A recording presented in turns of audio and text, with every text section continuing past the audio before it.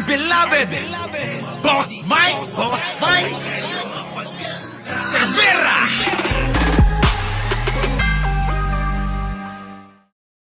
Oh, eto na. Oo. Mapagsisinungaling. Nino Boss Mike. Ni Duterte. Oo. Ah.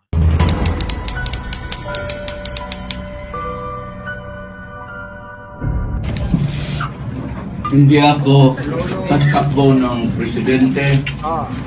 Wala akong ambisyon maging presidente. Wala akong ambisyon maging presidente. The 16th President of the Republic of the Philippines, Rodrigo Duterte.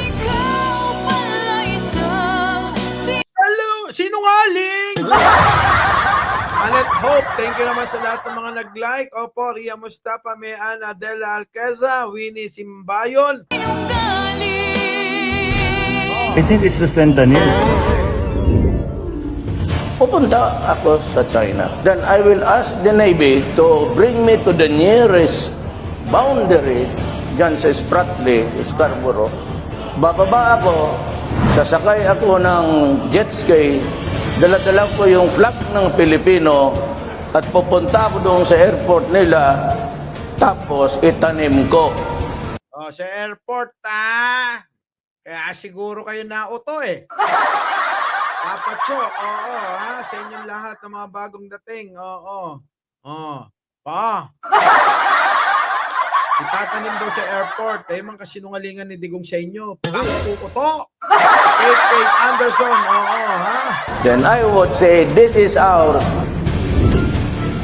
Sa atin daw yon. Sinungaling! Sinungaling ka pa rin! Walang iya! Makapalang mukha! Boss Mike, kawawa naman yung matanda. Ever in my campaign as president, promised the people that I would retake the West Philippine Sea.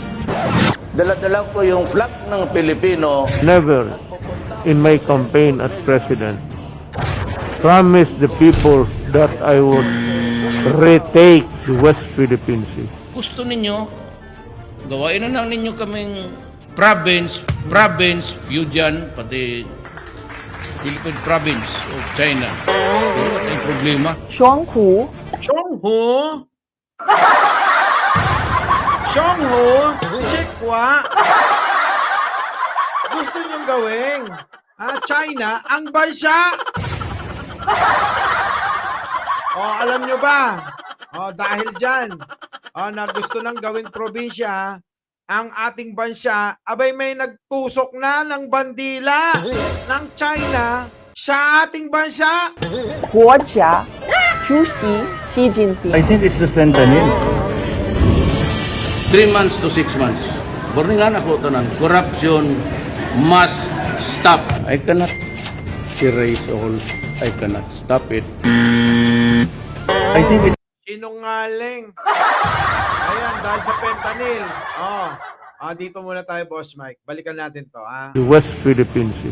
Gusto ninyo, gawain na lang ninyo kaming province, Fujian, pati Kontuwa yung in-check. Philippine province of China. Wala tayong problema. 双湖 Wala na tayong problema. Ayun na nga, mga kababayan. Eto na nga. Mga kababayan, eto na. Binerepka ng Philippine National Police o Bignay Police Substation 7 ang isang warehouse sa lungsod dahil sa watawat ng China na nakataas sa pasilidad na nakita ng ilang concerned citizens. Kita nyo. Total naman galing na mismo kay Pangulong Duterte nyo na pwede nang gawing probinsya ng China ang ating bansang Pilipinas. Okay na magtusok diyan, magwagayway ng flag ng China. 'Di ba? Gawin na lang daw probinsya ng China pasok. Dala-dala ko yung flag ng Pilipino. Never in my campaign as president, promised the people that I would retake the West Philippine Sea. Gusto ninyo, gawain na lang ninyo kaming province, Fujian, pati Philippine Province of China. Wala tayong problema. Kita nyo? ng Philippine National Police o Bignay Police Substation 7 ang isang warehouse sa lungsod dahil sa watawat ng China na nakataas sa pasilidad na nakita ng ilang concerned citizens. Sinubukan itong personal na beripikahin ng GMATC-BB kung saan meron niyang watawat ng China ngunit tinanggal din ito kalaunan. Kita nyo, siguro, nung mapansin, mga kababayan, mga mare at pare, kita nyo ba naman nasa Pilipinas ka? Abay, winawagayway nila, plug ng China. Tapos, syempre, lalakas ang loob man ng mga Tsekwa. Diba? Lalakas ang loob ng mga Tsekwa dito dahil nga, gusto ni Duterte, gawin tayong probinsya ng China. 国家主席习近平 I think it's the fentanyl. 3 months to 6 months. Borningan ako tanan. Corruption must stop. I cannot erase all. I cannot stop it. I think it's the fentanyl. I think it's a fentanyl. Droga must stop. I realize na nagkamali talaga ako. Yung sobrang maybe hubris. It was campaign time. Payabangan naman yung kampanya. Kayabangan lang pala, niyabangan lang pala kayo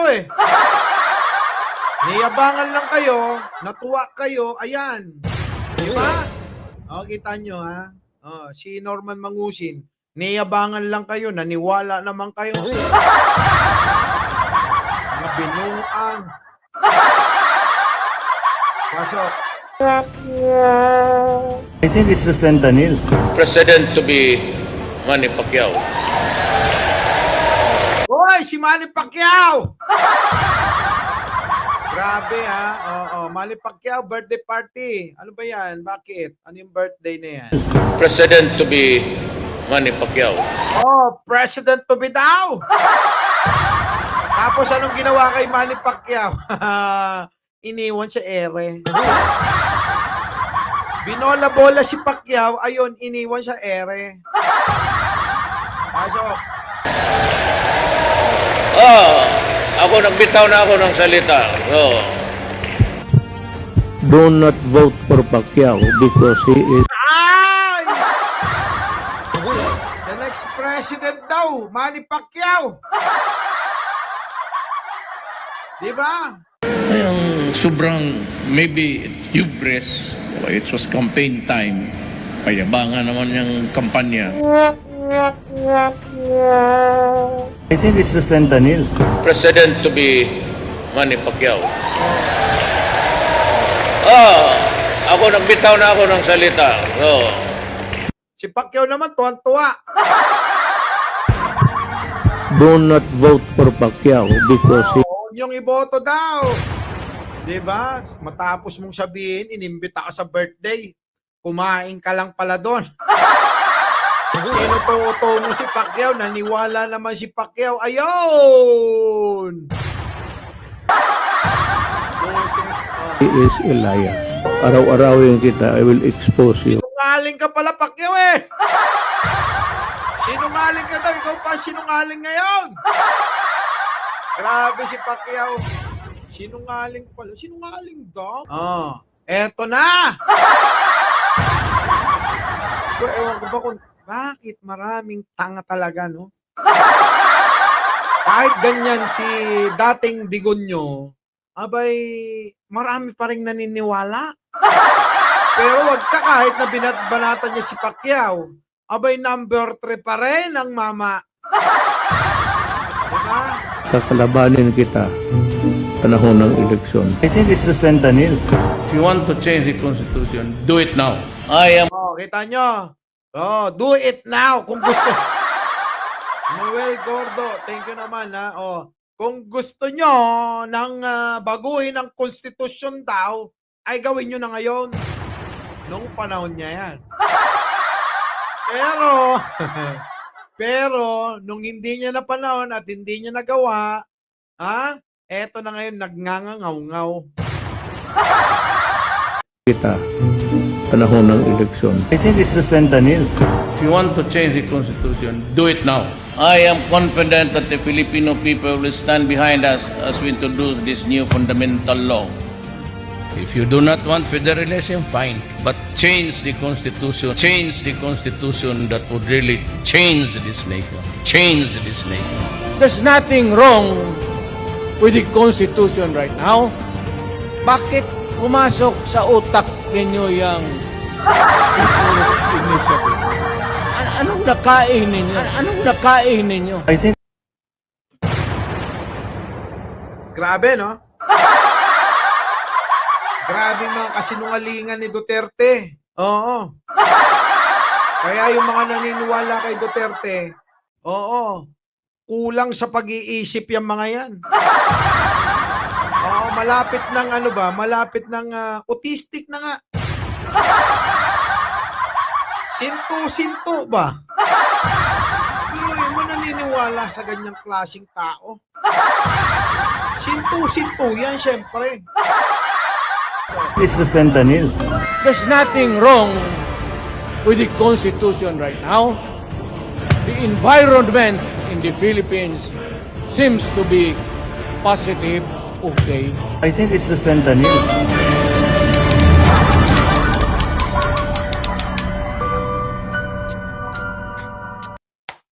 Palakpakan ang mga tanga!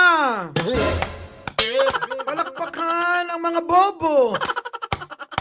Palakpakan ang mga nuknukan ng mangmang! Grabe, naniwala. Mali! Ako po yon, Mike Cervera. Laging nagpapaalalang mahalin natin ang ating kapwa, pwera lang ang mga mangmang. Ay hindi, unawain na lang sila. Magandang umaga, magandang hapon at magandang gabi sa mandako ng mundo. Naroon kayo, syempre, magandang buhay na rin para sa ating lahat. Our beloved Boss Mike! Boss Mike!